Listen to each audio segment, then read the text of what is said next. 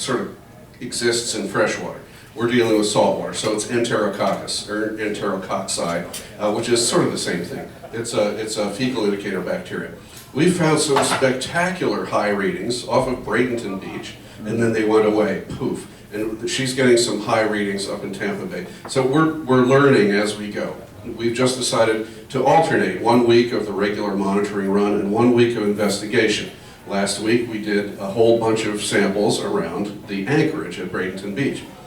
Found nothing. So it's all a learning process. And we share our information. We're collaborating with the city of Bradenton Beach. We share our information with Manatee County or whatever county we're doing the sampling in.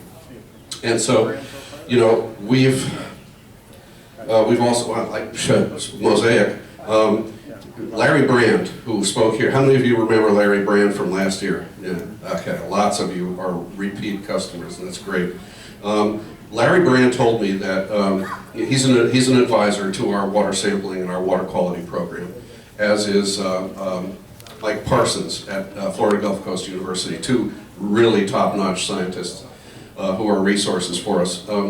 Larry said, you know, if you're looking for all those heavy metals that Mosaic is putting out, you know, it's going into the river at low concentrations because they mix it, they dilute it, and it goes into the Alafaya River and the Peace River, and it goes and it's all very legal because they dilute it until it meets the standards of the NPDES permit discharge. And so it's the same amount of toxic metals and radioactive stuff, it's just diluted, so it's legal. So, you know, he said, well, you know, when those are elements, they're not disappearing, they're not going anywhere. He said, I would look, if I were you, at where the salt front is, where the salt water is, where the salinity in the water is maybe 2 to 5 parts per thousand. So, at that point, the chemistry changes, the toxic materials, the heavy metals precipitate out and are probably in the sediment. So I took 4 exploratory cores out of the bottom of the Peace River and matched them with 4 exploratory cores out of the Mayaca River as a control group, because the Mayaca is relatively pristine. And we await the results from the University of Miami's laboratories. And those are just some examples of the stuff we're doing. But it's going to branch out from there. We're still trying to answer the question for people, what's in the water? Now, I'm going to make a pitch to you guys. It's one thing, you've already come, you've had a pretty decent meal and had a pretty decent talk and everything, and you paid a nice sum of money for that. But we also left a pledge form at your place. That pledge form is there to offer you an opportunity to increase your donation, increase your role in the work that we're doing. You've heard a pretty darn good presentation about what we do. This little tiny nonprofit just kicking butt and taking names. And as executive director, it falls to me to be the fundraiser. It falls to me to walk up to you with my hand out and say, can you do more? Now, the pledge form gives you the chance to do more on your own time. So in case you didn't bring your checkbook, you can think about it. The other thing you can think about is the Giving Challenge. On April 28th and 29th, starting at noon on the 28th till noon on the 29th, you will, and we'll remind you about this ad nauseum. Any donations to Suncoast Waterkeeper will be up to $100 will be matched by the Patterson Foundation. And so, just as a quick sort of scenario, if everybody in this room was to donate $100 in the Giving Challenge, that would be $10,000 roughly. The Patterson Foundation would make it $20,000. So all of a sudden you're talking real money. So I just want to put that thought in your heads, and thank you so much for coming. Thank you. I've enjoyed talking to many of you, and I'm going to give this microphone back to Joe. It's been a pleasure, and we'll see you next year. Thank you, Andy. So what we're doing right now is we're collecting the silent auction items, and more than likely Justin or somebody will be able to maybe come to the table and try not to have a line all the way at the end. while we're doing some question answering. But like Andy said, there are some new things that we started from last year, and that's the water sampling. And it's mysterious to me why all of a sudden what the safe level for the bacteria count is for water is 70.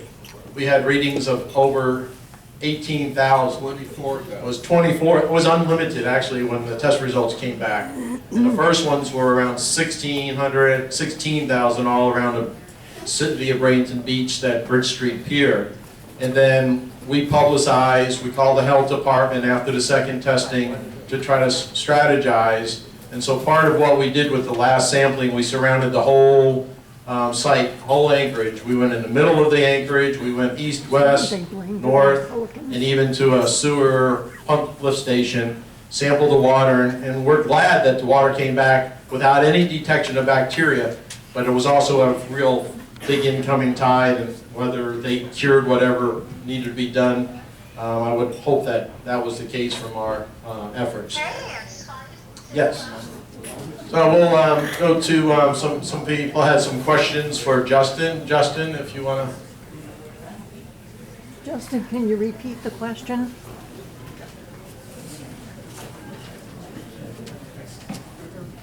Yes, sir. Yes, you talked about the north of us and the south of us, of Manatee County. I'm sure there's plenty of things going on here in our area, but more directly, we're starting to see more and more spraying of these retention ponds and whatnot. When the water is discharged or it mixes in with the muck that's in the bottom, it doesn't just go away, from my understanding. Is there any, are you looking into that anymore? Or? Yeah, I mean, it's interesting that I would say the core of our members and supporters are Manatee County. Our litigation against the sewage polluters have been not in Manatee County, although we've been really actively engaged recently with the city of Palmetto in commenting on their permit. And really keeping an eye on Manatee County and Bradenton and other municipalities in this area. But to your question, we have limited enforcement ability. If you're kind of asking the legal question, why don't we bring a lawsuit involving those types of situations? Well, the permitting end of it. FWC is giving permits to spray a lot of the lakes and whatnot, and I mean, it's an issue that we've not dealt with yet, and I think that it's a statewide issue. That there is some attention being paid to it. I'm not sure what to say. I mean, we can talk more about it. And well, I had just seen about at Egmont the other day, spraying everything in high winds and whatnot. And yeah, I mean, eradicating a lot of that. I think it's not a good solution. We've had Andy and I had someone on our radio show, and I've been listening to other speakers recently that talk about alternative ways. Jack Davis was talking about the way that he's naturescaped his lawn, and there are other ways of treating ponds and stormwater retention, natural solutions that mimic nature or recreate nature rather than spraying to manage them. Because when you kill those exotics in a stormwater pond, it's going to contribute to the problem and create downstream problems with higher nitrogen and those pollutants that they carry down. Listen, talk about the radio show. Yeah, so every Tuesday morning we do a radio show on WSLR, which broadcasts out of Cortez and Sarasota. Thanks, Andy. Gay, you had a question? Is there any move in Florida to ban Roundup like it's banned in Canada and Europe? I know that glycophosphates is an issue, and Justin, can you repeat the question for people? thanks. This is a question about whether there's a movement afoot to ban Roundup. It's being allowed. I'm not all that familiar with it, but I do know that, again, one of the things that either Jack or someone else mentioned is that legislature is curtailing the ability of home rule municipalities and other municipalities to enforce local bans, so they preempted that. So it would have to be, I believe, at a statewide level, and I don't know if there's a current effort afoot. It's being worked down in the courts. Monsanto and Roundup and glyphosate in particular is the subject of billions of dollars worth of lawsuits. Toxic tort cases Yeah. might be the resolution So through, they might be resolved that way. right, just market forces, yeah. Do builders, do you all try to have builders build with permeable surfaces? So the question is, do we try to have builders build with permeable surfaces? I mean, so that that which they're spraying doesn't get to run off if it's going from neighbor to neighbor through the streets and Right. the water back. So the question is generally about, promoting permeable surfaces and green development techniques in which we support, and we do get involved in particular permit fights. If there is an inappropriate development, we will often issue comments about that development. One of the issues could be this development, as proposed, isn't going to properly address stormwater impacts. So there are a number of things that we can do to improve it, and we can comment on that. In some other cases, and I mentioned earlier, we have brought legal actions where a permit is granted, and we think that that permit is illegal, does not comply with local rules and regulations to protect the local environment. And that could be a component of that. But we don't really have a platform about permeable surfaces, but we promote. Yeah, but every cause has an effect. Sure. For every- I mean, we acknowledge it, and absolutely, along with our partners, this community, the environmental organizations work really well together. And that's been an effort and an issue that we've all embraced, to try to make sure that we have more permeable surfaces along with living shorelines, as Jack Davis mentioned. Sir? I live on Bay Drive south of Creighton Beach where the sampling took place in early February. One of our issues that we have there is the liverboards that discharge sewage, without any regard to its impacts on the environment. I personally, my neighbors have spoken to the city, mayor, to Manatee County.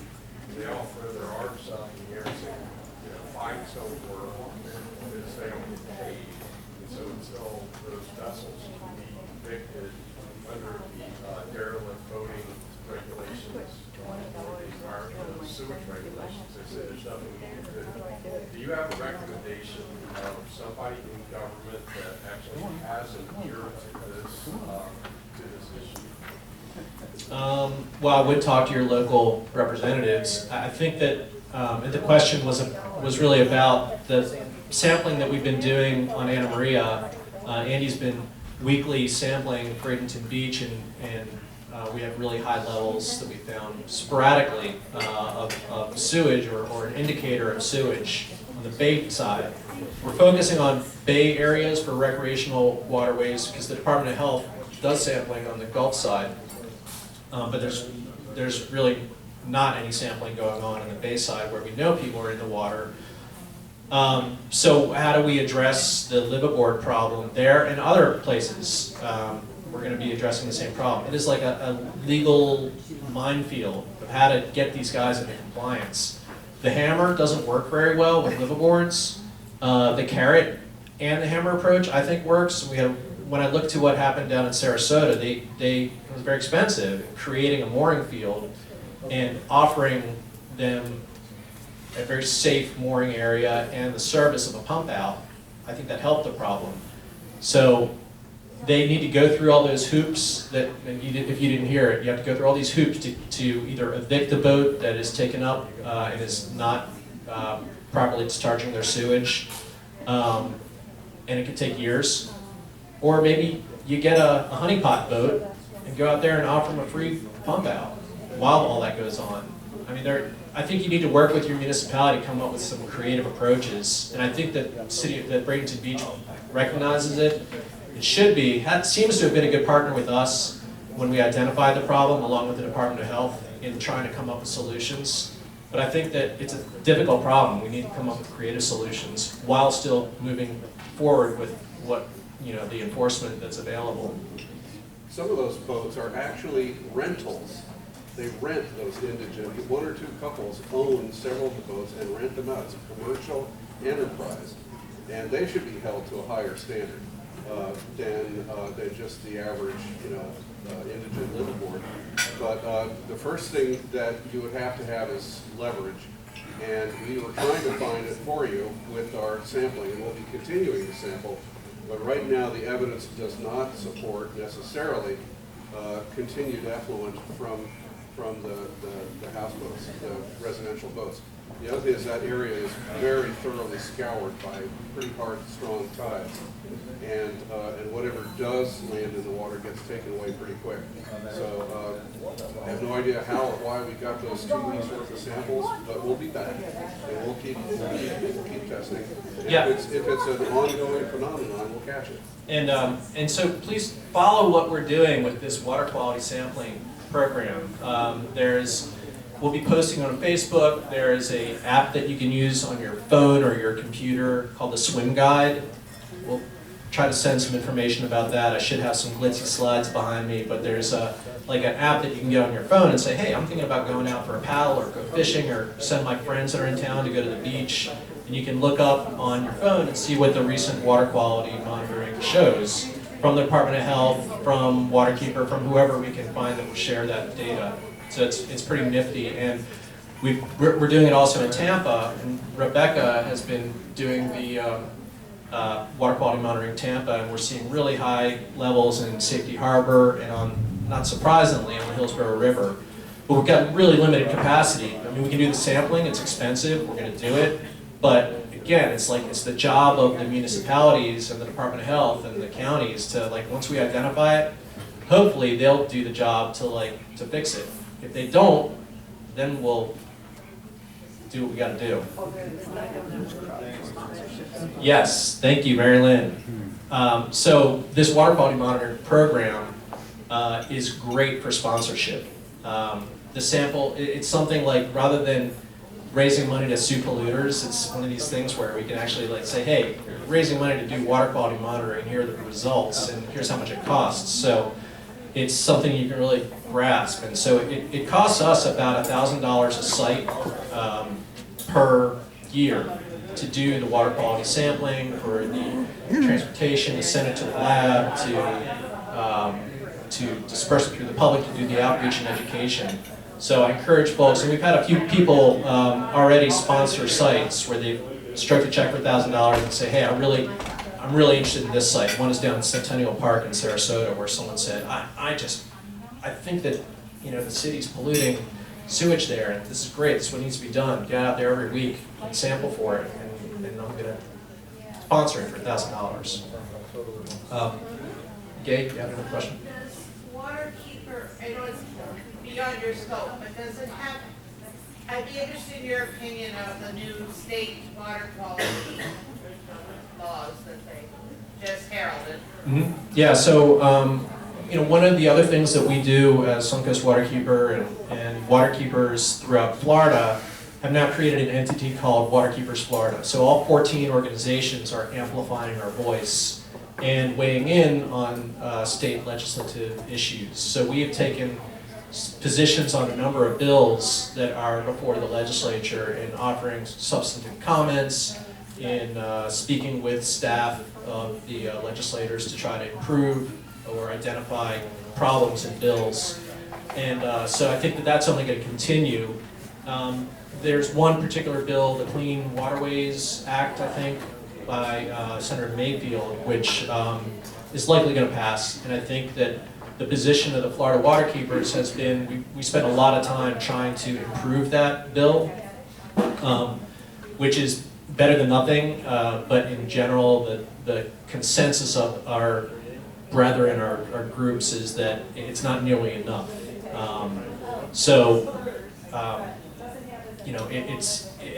It came out with some flaws in it. We tried to correct, and rather than correcting it, it was further weakened. So it's a pretty weak piece of legislation, I think, and I think that all the other waterkeepers agree, but it is still a step in the right direction, but we need a lot more. We need leaps and bounds. So the approach we're going to take, as I said, this is Senate Bill 712. We're going to follow it through the regulatory process. There's two levels to everything. There's the law, which is a broad brush concept, the statute, But underneath that statute, there's a mountain of regulatory specifics, including numbers and places and things like that. Just everything that the agencies charged with implementing the law will need to actually implement it. Yeah, so At that, we'll be working through those stages again to try to do what we tried to do with the lawmakers. yeah, there'll be opportunities for us to further engage through rulemaking. And it'll be primarily with the Department of Environmental Protection, because one of the big outcomes of this bill is that regulation, enforcement of septic programs in Florida is going to go from the Department of Health, or likely will go from the Department of Health to the Department of Environmental Protection.